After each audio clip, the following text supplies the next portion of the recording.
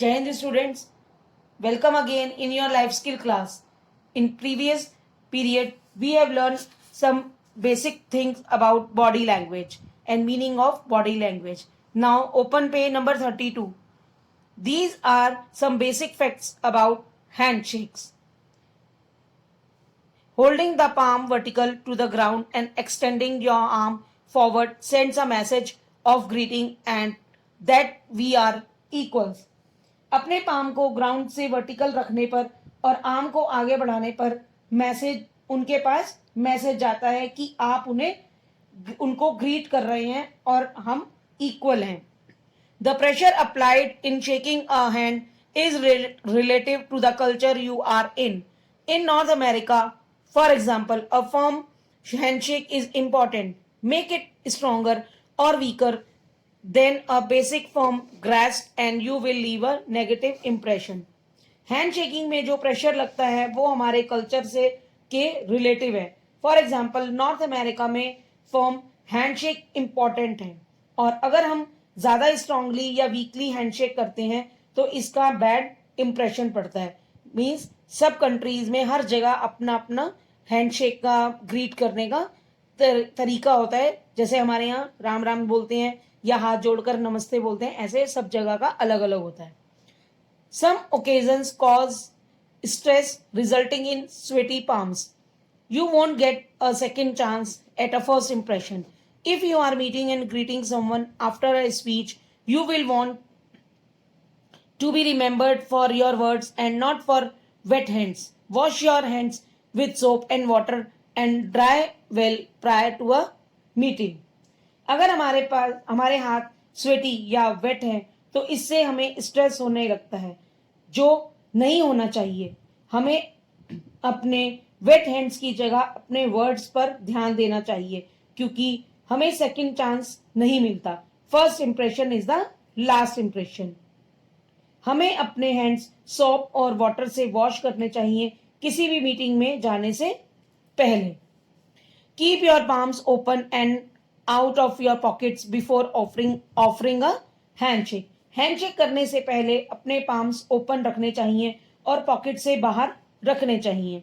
A standard handshake with an extra few shakes and holding on for just a few seconds often happens when old friends meet or if it's a goodbye to someone dear.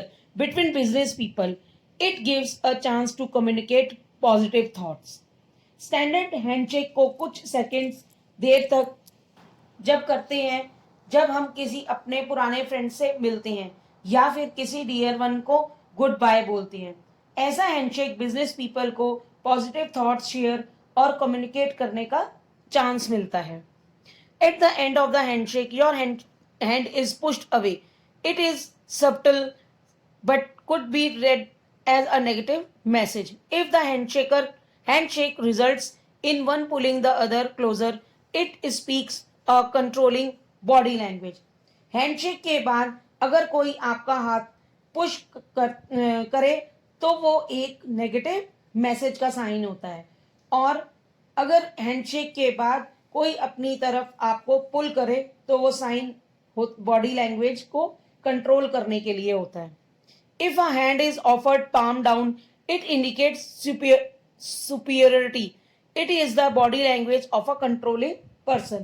अगर कोई palm down करके handshake offer करता है तो उसे उसकी superiority दिखाई देती है. यह बॉडी लैंग्वेज एक कंट्रोलिंग पर्सन का होता है. Now, there are 5 types of body language. Here is how to use each of your advantage. First, appearance. Everyone makes assumptions about players based on how they look. A strong looking player with an expensive kit and a freshly pressed uniform is assumed to be a better player. You can use this by making sure that you look your best at all times, as well as not making any assumptions about others. Means हर कोई players की look को देखकर उनके बारे में assumption लगाने लगते हैं, मीन्स सोचने लगते हैं.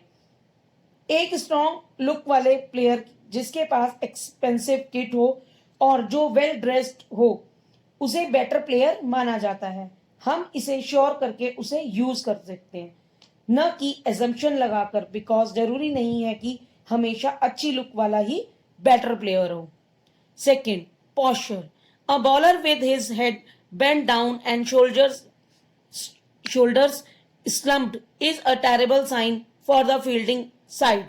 Be aware of your posture and stand tall. Hold your head up and shoulders back even in the face of disaster.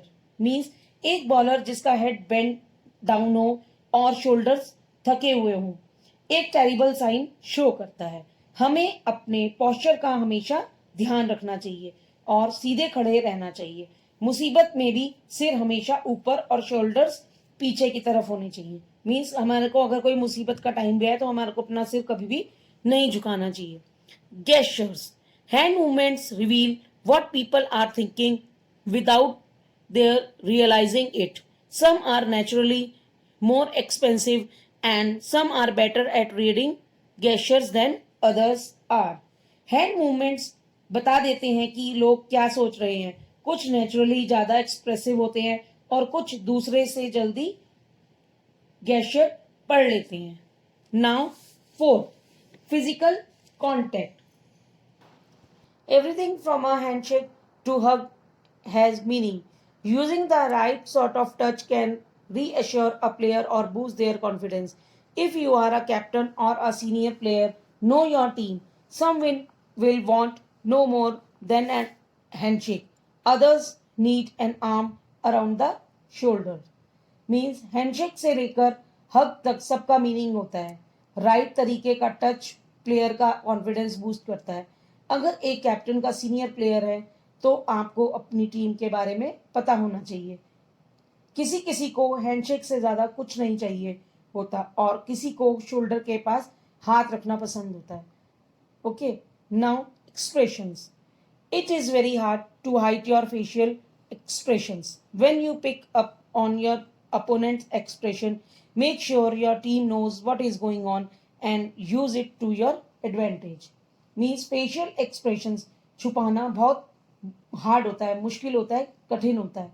तो इसलिए आपको और आपके टीम को अपोनेंट के एक्सप्रेशन देखकर पता चल जाना चाहिए कि उनके माइंड में क्या चल रहा है और उसको एडवांटेज की तरह यूज करना चाहिए। Now your next topic is first impression and confidence. Do you recall a time when you met someone or think about the last time you watch a speaker deliver a presentation or even your teacher talking to you in class? What were your expressions? Did you sense confidence or a lack of confidence? Means क्या आपको याद है वो time जब आप किसी से पहली बार मिले थे, या फिर उसके बारे में सोचिए जब लास्ट टाइम आप अपने एक स्पीकर को प्रेजेंटेशन देते हुए देखा था, या फिर आपकी टीचर आपसे क्लास में बात कर रही थी। As you observe others, you can identify some common signs and signals that give away whether they are confident or not. Typical things to look for in confident people include: क्या आप confident थे या confidence lack कर रहा था? जैसे आप दूसरों को देखते हैं तो आप कुछ कॉमन साइंस एंड सिग्नल्स पहचान लेते हैं जो बताते हैं कि वो कॉन्फिडेंट है या नहीं। कॉन्फिडेंट पीपल में 5 चीजें होनी चाहिए। First, posture, standing tall with the shoulders back, सीधे खड़े होकर अपने शोल्डर्स पीछे की तरफ रखने चाहिए। Eye contact, solid with a smiling face, eye contact solid होना चाहिए और स्माइलिंग फेस होना चाहिए। आपका फेस हमेशा स्माइल करते हुए होना चाहिए। Gestures with hands and arms, purposeful and deliberate, means बस आपका जो गेस्चर है विद हैंड्स और आर्म्स का वो पर्पसफुल होना चाहिए। स्पीच स्लो एंड क्लियर, आप जो भी स्पीच देते हैं, जो भी बोलते हैं, वो स्लो, धीरे होनी चाहिए और क्लियर होनी चाहिए। Tone of voice moderate to low, आपकी जो वॉइस है वो मॉडरेट से लो होनी चाहिए। आप ये पॉइंट्स यूज कर सकते हैं। You can use this knowledge to convey feelings with actually expressing them in words. For example, if you are about to enter a situation where you are not as confident as you would like to be, such as participating in a class debate and giving a speech at school assembly, you can adopt these confidence sign and signals. First, feelings. बिना express किए बताए बताने के लिए, अगर for example अगर आप कुछ ऐसी सिचुएशन में जाती हैं जहां कॉन्फिडेंट हैं भी और नहीं भी, जैसे कि क्लास डिबेट में पार्टिसिपेट करना या फिर स्कूल असेंबली में स्पीच देना, तो उस टाइम आप ये साइन कॉन्फिडेंट के लिए यूज कर सकते हैं. आप ये बता सकते हैं कि आपका मैसेज कोई भी सुन रहा है या नहीं. Some of the common signs that the person you are speaking with may be feeling defensive include. कुछ कॉमन साइंस होते हैं जिनसे हम बता सकते हैं कि हमारी बात कोई फीलिंग से नहीं सुन रहा है या सुन रहा है और वो डिफेंसिव हो रहा है. फर्स्ट, हैंड और arm gestures are small and close to his or her body. हाथ के गेस्चर स्मॉल हैं और दूसरों की बॉडी के क्लोज हैं. Second, facial expression are minimal. Facial expression कम है. Body is physically turn away from you. Arms, body physically तुमसे दूर है. Arms are crossed in front of his body. Arm उसके सामने क्रॉस्ड है. आईज मेंटेन लिटिल कॉन्टेक्ट और are downcast. Eye contact कम है. By picking up on these signs, you can change what you say or how you say it to help the other feel at ease and be more receptive to what you say. इन sign से हम change कर सकते हैं जो हम कह रहे हैं, जैसा कह रहे हैं और वो दूसरों को कैसा लग रहा है. तो आप बॉडी लैंग्वेज को, इम्प्रेशंस को और कॉन्फिडेंस को देखकर आप सामने वाले की बात को जज कर सकते हैं कि उसको उसके मन में क्या चल रहा है.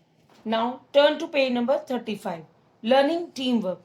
Teammates have to be able to read each others movement closely, specially in quick moving sports like soccer, hockey, rugby and basketball.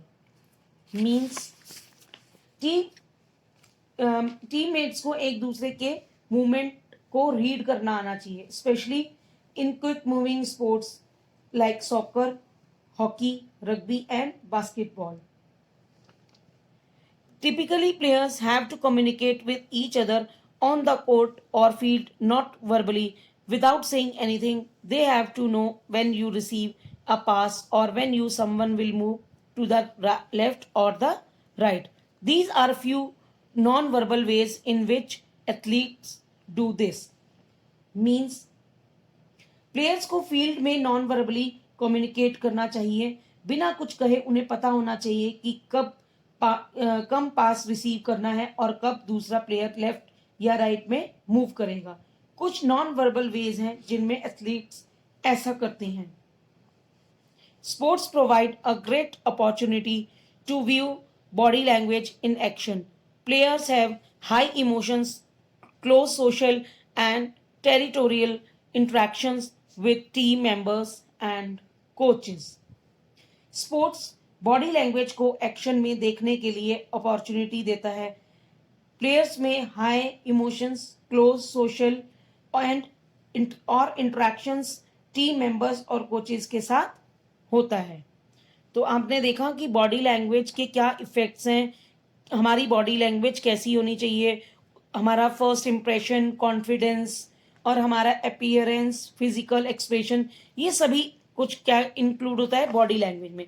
Means हमारी बॉडी लैंग्वेज कैसी होनी चाहिए, उससे हमारे को कोई भी इजीली जज कर सकता है कि वो हमारे अंदर क्या चल रहा है या हम किस तरह का इंसान है, या हमारा क्या क्या मतलब हमारी बॉडी क्या कह रही है, क्या साइन एंड सिग्नल्स दे रही है.